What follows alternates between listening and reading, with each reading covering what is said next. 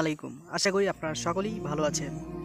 কাবা শরীফের ভিতরে সৌদি আরবে অবস্থিত জমজম কূপে এমন এক অবিশ্বাস্য ঘটনা ঘটেছে, যা বিশ্বজুড়ে কোটি মানুষের মুখে শুধু একটাই শব্দ এসেছিল, আল্লাহু আকবার।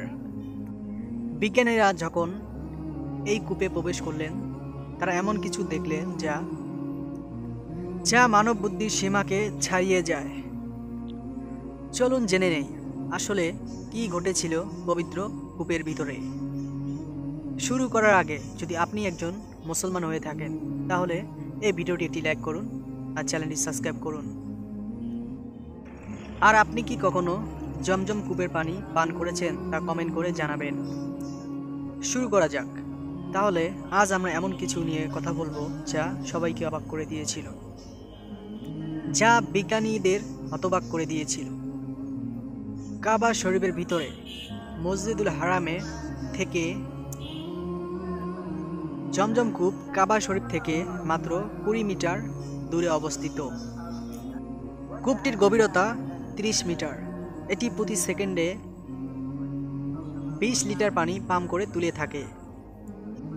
1971 সালে একজন লোক দাবি করেন, যেহেতু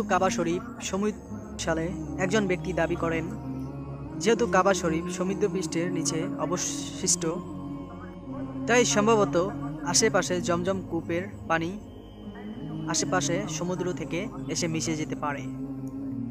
এই কথা শুনে সৌদি আরবের বিজ্ঞানীরা বিষয়টি মাথায় নেন এবং তারা জমজম কূপ থেকে পানি তুলে ইউরোপে ল্যাবরেটরিতে পাঠান। এই দায়িত্ব পান একজন রাসায়নিক প্রকৌশলী মিনু আহমদ। তিনি প্রথমবার যখন জমজম কূপের পানি দেখেন, তিনি অবিশ্বাস্য হয়ে যান। মাত্র 18 ফুট লম্বা, 14 ফুট চওড়া একটি কূপ শত শত বছর ধরে হাজিদের জন্য পানি সংগ্রহ করছে কিভাবে। তিনি পরীক্ষা করার জন্য কূপের ভিতরে নামলেন এবং দেখলেন কূপের ভিতরে পানি আসার কোনো উৎস নেই। তখন তিনি সাহসী এক পরীক্ষা করলেন। শক্তিশালী এক পাম্প দিয়ে কূপের পানি তিনি দ্রুত টানা শুরু করলেন, যেন পানির স্তর নিচে নেমে যায় এবং উৎস দেখা যায়। অনেক আশ্চর্য বিষয়, তিনি দেখলেন পানি কমে গেল না এবং কূপের নিচে যে বালু আছে তার স্তর একটি নেমে গেছে, এবং বরঞ্চ তিনি দেখলেন কূপের নিচের বালু একটু নড়ছে আর পানি অদৃশ্য থেকে কোথা থেকে জানি এসে জমা হচ্ছে।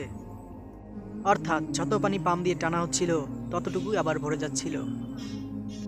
তখন সেই পানি ইউরোপ ও সৌদি আরবে পরীক্ষার জন্য বিজ্ঞানীদের কাছে পাঠানো হলো। তখন পরীক্ষা করে দেখা হলো যে জমজম কূপের পানি অন্য পৃথিবীর কোনো পানির মতন না, এটি সম্পূর্ণ আলাদা। এই পানিতে রয়েছে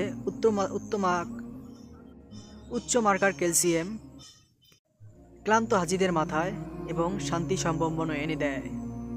সত্য কথা হলো এই পানিতে রয়েছে প্রাকৃতিক ফ্লোরাইড 0, যা জীবাণুমুক্ত। সাধারণ কূপের পানি সময়ের সাথে সাথে একটু দুর্গন্ধ বা নীলাশা হয়ে যায়, কিন্তু জমজম কূপে আজ পর্যন্ত কোনো শৈবাল, ব্যাকটেরিয়া, জীবাণু এবং কোনো কিছুই দেখা যায়নি। এর কারণ একটাই, এটি আল্লাহর পক্ষ থেকে এক অলৌকিক পানি। কয়েক বছর পর বিজ্ঞানীরা আবার এই কূপের ভিতরে নামেন। তারা উন্নত মানের যন্ত্রপাতি এবং ক্যামেরা নিয়ে সেখানে আবার নামেন। তাদের কম্পাস কাজ করা বন্ধ করে দেয়, দিক নির্দেশনা সবগুলো বন্ধ হয়ে যায়, যেন কূপের ভিতরে সবাই থমকে গেছে। তারা যখন আরও গভীরে নামেন, তারা কূপের ভিতরে কিছু পুরনো মুদ্রা আর কিছু কাগজে নাম লেখা অনেক কিছু দেখতে পান। কিন্তু কিছু মার্বেল পাথরে কিছু নাম লেখা ছিল তাদের ভাষায়, যেন যখন আমরা আরও গভীরে নামলাম, মনে হয় আমরা 50 বছর আগে চলে গেছি, আগের কিছু দেখছি। শেষমেশ তারা রহস্যময় উৎস থেকে আসছে, যা কাবা শরীফের দিক থেকে আসছে, আর সেই উৎসর শেষে থাকছে এক প্রাকৃতিক পাথরের জলাধার, যেখান থেকে অদৃশ্য পানি চলে এসেছে। আশ্চর্যের বিষয় হলো এই পানিতে কোনো জীবাণু বা কোনো জীব জন্তু এবং পোকামাকড় কিছুই নেই।